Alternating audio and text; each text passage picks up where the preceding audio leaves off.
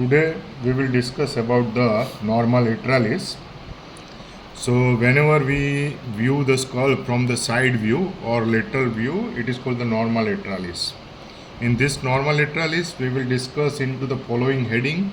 This is the area, this is the superior temporal line, and below it, above to the zygomatic arch, this area it is called the temporal fossa. Other heading, this is the zygomatic arch. We will discuss over the external acoustic meatus. We will discuss about the stylomastoid region. This is a styloid process. This is a mastoid process. And we will discuss, this is the below to the zygomatic arch. It is the infratemporal fossa, and this is the pterygomaxillary fissure, and through this pterygomaxillary fissure inside there is a fossa. It is called the pterygopalatine fossa. Now we will discuss about the first thing, the temporal fossa. It lies above to the zygomatic arch. This is a zygomatic arch, so it lies above to the zygomatic arch, and fossa which is bounded above by the superior temporal line. Here you can see this line which goes upwards, and it is a superior temporal line. But another line which is just below to it, it is the continuous line. It is the inferior temporal line, and it continues as a supramastoid crest. This is a supramastoid crest. So there are two lines, inferior temporal line and superior temporal line. Superior temporal line which is not constant, and inferior temporal line which is continuous. Another skull you can see, this is the superior temporal line which is incomplete, and it is posteriorly it is fade, not completed, but the inferior temporal line which goes downside, and here you can see this inferior temporal line continues as a, this is the supramastoid crest. This is called the supramastoid crest. And below and behind it is bounded by the supramastoid crest, below and behind. In front, which is bounded by the temporal surface of the zygomatic bone. Here you can see this is the zygomatic bone, and this is the temporal surface of the zygomatic bone, and some part of the greater wing of sphenoid. This is a greater wing of the sphenoids. Fossa which is below, which is communicated with the through the zygomatic arch to the infratemporal fossa, under beneath to the zygomatic arch.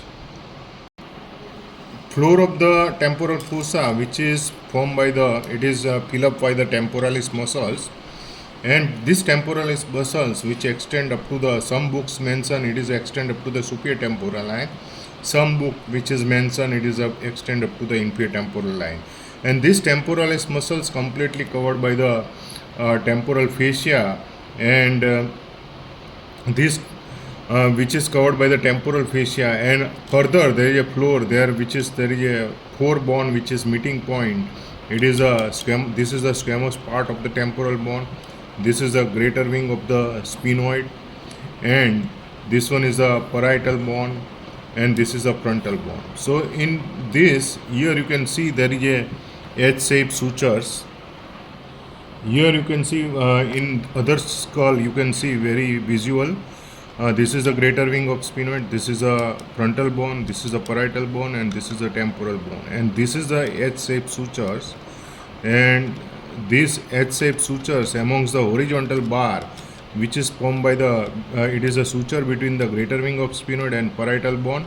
It is a horizontal bar of the H which is formed by the two bones, parietal and greater wing of sphenoid, and this H-shaped of sutures, this meeting point, it is called the pterion, and this pterion which is the important is that there is a stem of the lateral sulcus which is lies under beneath it, as well as anterior division of the middle meningeal vessels which is lies inside.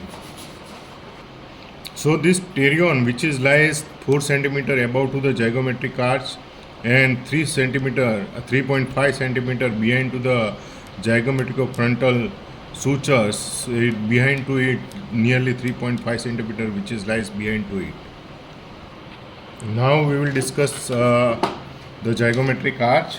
This is the zygomatic arch, which is formed by it is a palpable bony landmark of the cheek and temple. Arch forms the zygomatic process of the temporal bone. This is a zygomatic process of the temporal bone. This is a temporal bone. And this is a zygomatic process of the temporal. And this is the temporal process of the zygomatic bone. Both are united and it completes the zygomatic arch.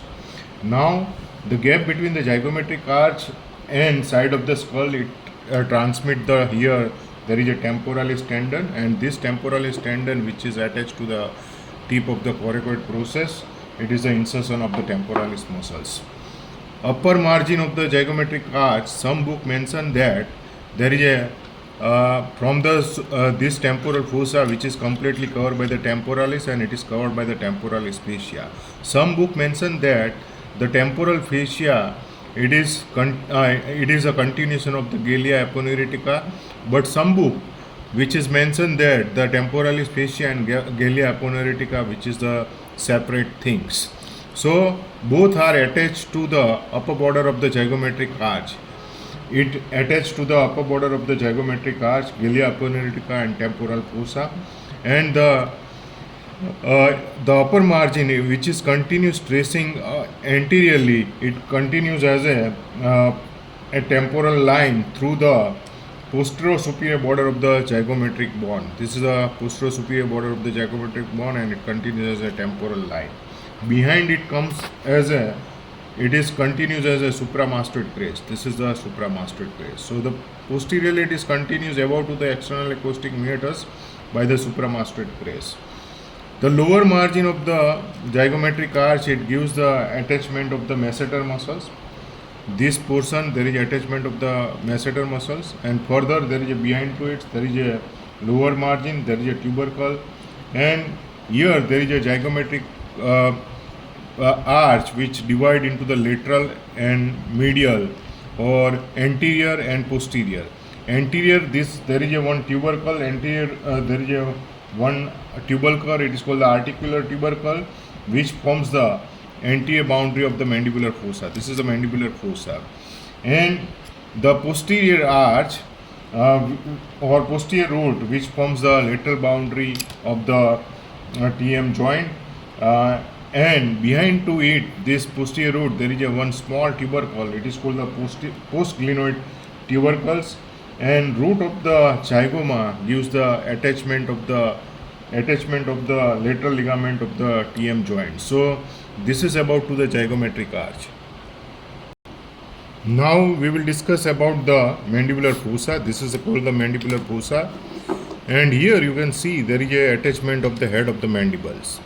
But there are two surface. This anterior surface it is called the articular surface, and tympanic portion of the mandibular fossa it is called considered as a non-articular surface.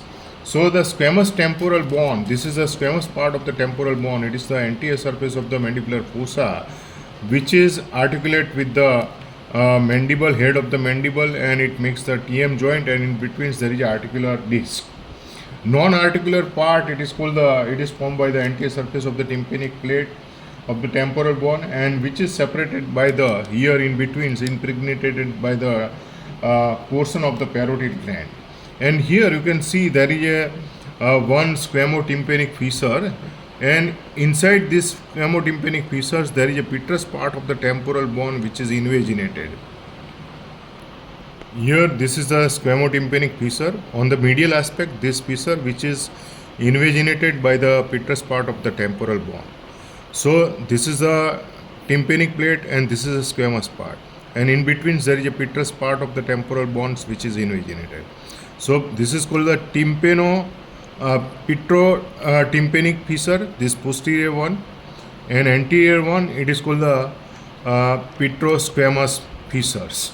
So from the posterior petrotympanic fissures, it passes the chorda tympanic nerve, anterior ligament of the malleus, and anterior tympanic branch of the maxillary artery which is passes from this place. So this is about to the mandibular fossa. I hope you understand the mandibular fossa. Now we will discuss about the external acoustic meatus. This is the external acoustic meatus. Roof, this is the roof, and this is the posterior wall which is formed by the squamous part of the temporal bone. This is a whole thing, it is a squamous part of the temporal bone. This is a zygomatic part of the temporal bone. This is a tympanic part of the temporal bone. This is a mastoid part of the temporal bone. And here on inside there is a petrous part of the temporal bone. This is a petrous part of the temporal bone. So root external acoustic meatus, which is formed by the root and posterior wall, which is formed by the squamous part of temporal bone, anterior wall, floor, and portion of the posterior wall, lower part of the posterior wall, which is the arch which is curved by the tympanic part of the temporal bone, which is formed by the external acoustic meatus.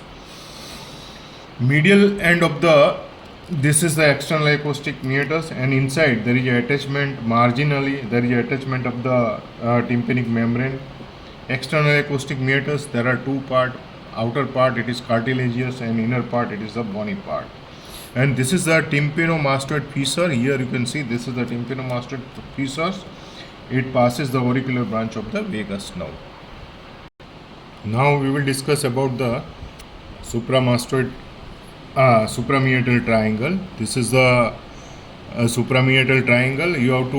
This is the supramastoid crest. It is above bounded by the supramastoid crest. Anteriorly and inferiorly it is bounded by the posterior margin of the external acoustic meatus, and you have to draw the vertical line from the supramastoid crest to draw up to the downside on the back of the external acoustic meatus. So this is a vertical tangent line which is the posterior boundary, external acoustic meatus posterior superior boundary, it is the anterior boundary, and supramastoid crest it is a superior boundary. So this triangle it is called the suprameatal triangle. And inside there is a deep nearly 12 to 15 mm, there is a mastoid antrum which lies deep to the suprameatal triangle. Now we will discuss about the stylomastoid region. First we will discuss the mastoid process. This is the mastoid part, and above it is continuous as a squamous part of the temporal bone, and which lies behind to the external acoustic meatus. And mastoid process contained inside there is a mastoid cells, and inside the suprameatal triangle there is a mastoid antrum, and through this mastoid antrum it is communicated to the middle ear cavity or tympanic cavity, mastoid air cells, which is communicated through the mastoid antrum to the tympanic cavity. Now we will discuss about this mastoid process. There is a three muscles which is attached to the mastoid process. One is sternocleidomastoid, splenius capitis, and longissimus capitis. Through the mastoid foramen there is passing the emissary vein which is open inside the sigmoid sinus, and also inner surface there is a notch which passes the posterior belly of digastric, and further there is a one notch which passes the occipital artery. Just behind to this mastoid process there is a meeting point of the three bones. This is the temporal bone, squamous part of temporal bone, parietal bone, and occipital bone meeting point. It is called the posterolateral sulcus, and it is the meeting point, it is called the asterion. So this is the posterolateral sulcus. During the fetal life it is called the posterolateral sulcus, and it is the meeting point of these three sutures. This is the mastoid, and this is the occipitomastoid suture. This is occipitomastoid. This is the parietomastoid suture. This is the lambdoid suture between the occipital bone and parietal bone. So this meeting point it is called the asterion. We are changing some skull according to the the area which is more demarcated and well visualized. Here we will discuss the styloid process. This is the styloid process, and this styloid process it is also a part of the temporal bone. It has an attachment of the two ligaments, stylomandibular and stylohyoid, and it has an attachment of the three muscles, styloglossus, stylohyoid, and stylopharyngeus. Amongst the styloglossus, which is supplied by the hypoglossal nerve, and stylohyoid, which is supplied by the facial nerve, and stylopharyngeus, which is supplied by the glossopharyngeal nerve. Lateral to this styloid process, there is passes the facial nerve, and medial to the styloid process there is a passing the intercarotid artery and last post cranial nerve 9th, 10th, 11th and 12th cranial nerves. Now we will discuss about this infratemporal fossa. It is the irregular space behind to the maxilla. This is the body of the maxilla and communicated above with the temporal fossa. So roof of this is the this area it is considered as a infratemporal fossa. Roof which is communicated with the temporal fossa, and a roof which is medially which is formed by the greater wing of sphenoid. This is a greater wing of sphenoid bone. So this roof which is formed by the greater wing of sphenoid and part of the squamous part of the temporal bone, and it gives there is a two opening. This is the foramen oval and behind to it there is a foramen spinosum. So these two foramen which is the foramen oval and foramen spinosum, here there is a not properly very well foramen oval, but I will show you into the other. This is the foramen oval and this is the foramen spinosum. So these are the two foramen you can see over the roof of the infratemporal fossa. One is the foramen oval and other is the foramen spinosum. Floor we will see from the lower sides, so it is open and it is connected with the neck structures. Anterior wall which is communicated with the posterior surface of the maxilla and between the greater wing of sphenoid. This is a greater wing of sphenoid, and in between there is a fissure. It is the pterygomaxillary fissure, and this pterygomaxillary fissure on the upper side which is continues as a infraorbital fissure. Here you can see it is communicated with the orbit. So here you can see this is the communicated with the orbit.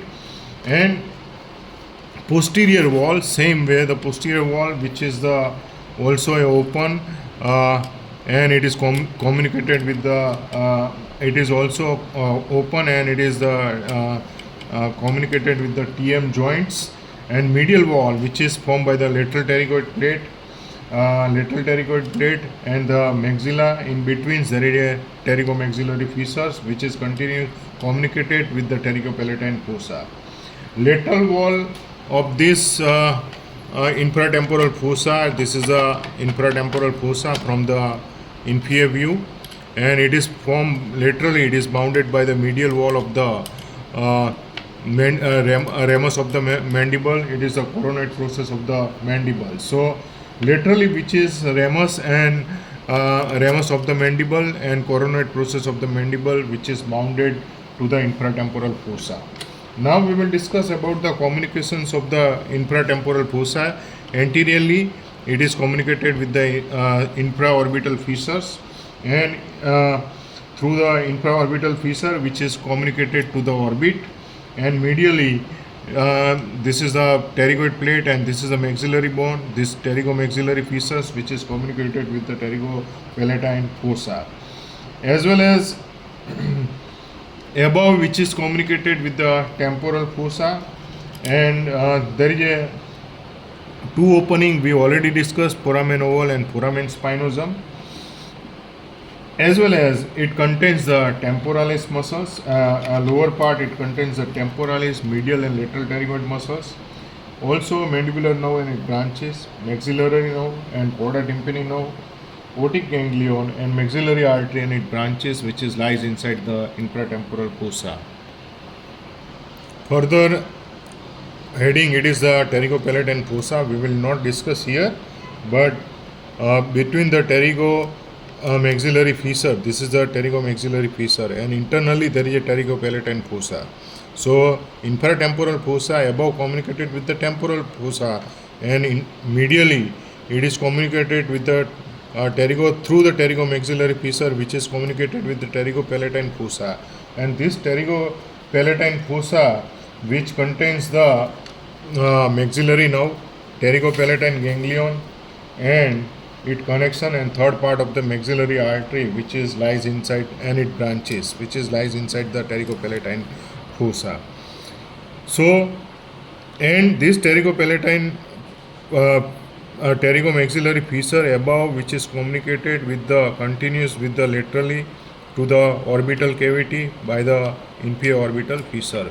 But we will not in detail discussion about the pterygopalatine fossa because it is difficult to say the boundary by the outer side, but it is also inside. It is communicated with the foramen rotundum as well as pterygoid canal. All these structures, palatovaginal canal, and there are a spinopalatine foramen and greater palatine canal, everything which is lies inside, which is communicated with the pterygopalatine fossa, but difficult to show from the outside, so we will not discuss here. Thank you very much. Hope you enjoy the lecture.